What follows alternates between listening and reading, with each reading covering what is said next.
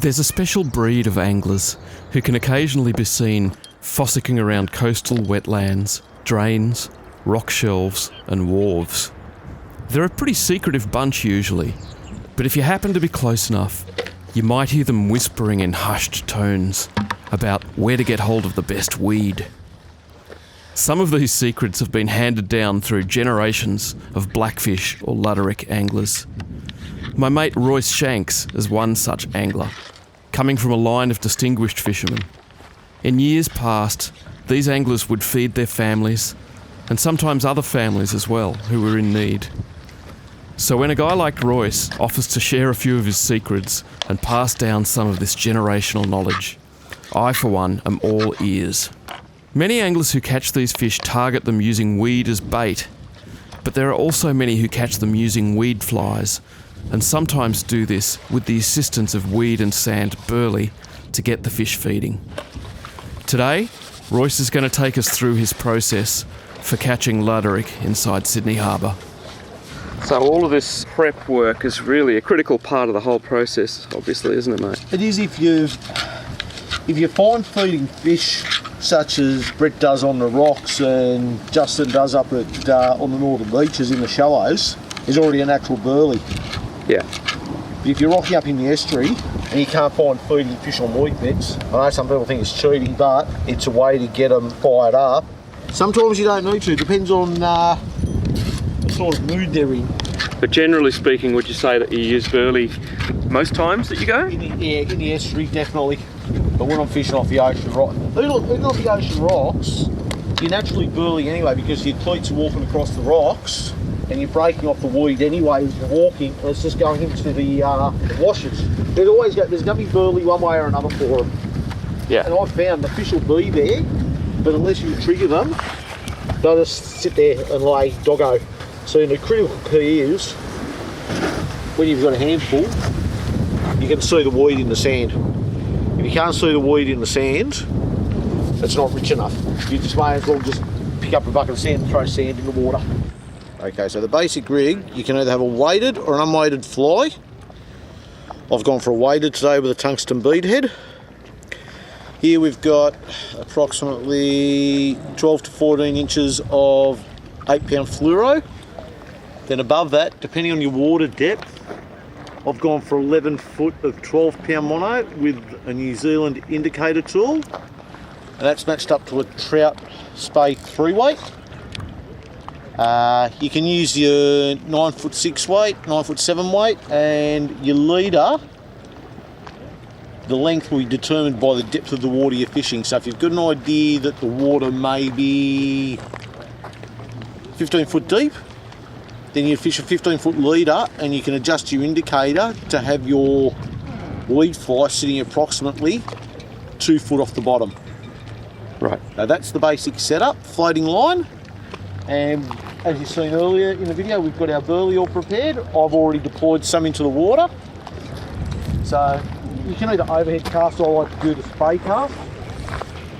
So we'll get some line out and we'll just, I'll put the burley out about where that indicator is and we'll let that weed fly settle into the drift and we'll see what happens. So as you can see now, that indicator's set up nice. That indicates that the fly's got down to the desired depth and that burley's in the water. Now it's a matter of waiting and seeing if there's any fish in the area. And are you going to adjust your depth as you go along? As the tide makes, you'll start going a lot deeper, and if after say half a dozen casts you don't get a fish, just go down 6 inches in depth and work your way down towards the bottom. You might find that the fish are sitting a little deeper. But the way you can find your depth down is if you bring a handle on with a little bobby cork on it and a sinker to sink the bobby cork, you can basically work out, the bobby cork's sitting on the surface, the sinker's on the bottom, measure out how much line there is between that sinker and the bobby cork, and you'll know how deep the water is. There we go, there's a fish. Hey, nice. Yeah. Oh, he's slim. He's off. Ah, dropped him. Yeah, definitely saw that indicator go down. That's a good start. I see you you delayed a little bit with the hook set there. Do you let the fish eat it a little bit before you set the hook into them? Look, it all depends on the take. Sometimes I'll just bob that indicator, bob, bob, bob, bob, bob. Yep. And at other times I'll just scream it off. The bite can vary, and sometimes it might take half a dozen takes to work out what the fish are actually doing and when to actually hit that fish. Sometimes straight away, other times you've got to give them a 5 count. And I find with weed flies, just by their nature, they will just grab the fibre and not inhale the whole fly. So again, it's all that matter of timing when to strike that fish.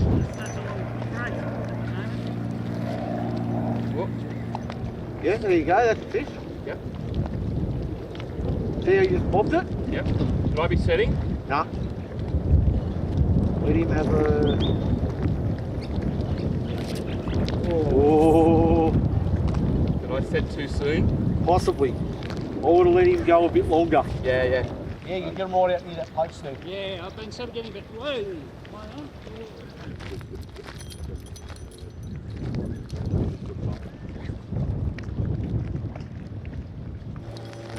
Oh, okay. So getting the exercise for the walking.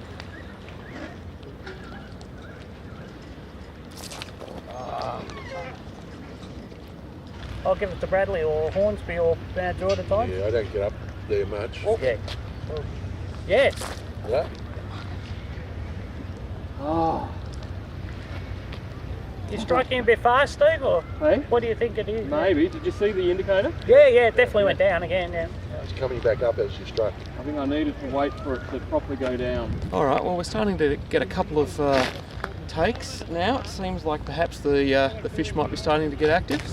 Oh. Yeah. Oh, yeah. Oh! Oh, you didn't, did you? Even look. I had him. I seen the rod kicker. Oh, bugger. Yeah, I had him on. I just got it on shore and it broke off the fly. Oh, nicely done, mate. Yeah. Nice fish. Mercy. Yeah. You go hard? Yeah. Yes, nice one. Well done, Steve. Nice fat fish. Yeah. Beautiful. Good pan size. They're the best eating size, about that size. You know, what's that? That's Yep. 8. He's probably about 32, 34. Yeah. I had about half a dozen takes today. Yeah. I only felt weight on one of those fish, and then he was off. And what do you think I was doing wrong, maybe? You won't do anything wrong because you're getting a take. It's more probably different timing. Do I hit them earlier? Do I hit them later? Yeah. When do I actually hit the fish? Having a look at your fly too, because if you're getting a lot of takes and you vary the time you strike, Yeah. you know, early, mid, late, Yep. could be the fly. And you know, you get a pair of sharp scissors out and maybe just trim a little bit off the fly. Yeah. Because you'll find that fly will sit down flat and wet and you'll see how long the tail is. But you just got to imagine what it looks like fluffed out in the water. They just grab them the strands and swim off those strands. You lift, you get a couple of head shakes and then nothing, you go, oh, that's the fish actually got the hook in it. Yeah. Unlike the first fish I hooked, I think that's what happened. Yeah. That's why I refer to the short take. Yeah. That's why I always say to people, don't tie your flies too long. So this is something that you do year round in the harbour? Yeah, from about now, start of spring through till April, May, Yep. when the fish are out on the ocean front. I like to fish the ocean front, Right. particularly with the dropping tides when you got that mid-morning low tide. Over summer you get those big king tides in the morning, you can't get near most rock ledges, so it's not coming into the harbour. And I find them all around Balmain and that mid-stretch of the harbour up to where we are here around Woolwich. Sometimes even further up. Right. You just got to pick the tide, pick the wind. Yep. And through winter, I tend to do a lot more of it in the estuaries. Because one, I don't like getting cold in winter, and I find a lot of the rock ledges shut down. Right. And actually move inside. So it's just a cycle I go through every year. Yep. All right. Yeah. Fantastic. No dramas. Thank you, mate. Have a good day. Thank you. Yeah. It's easy.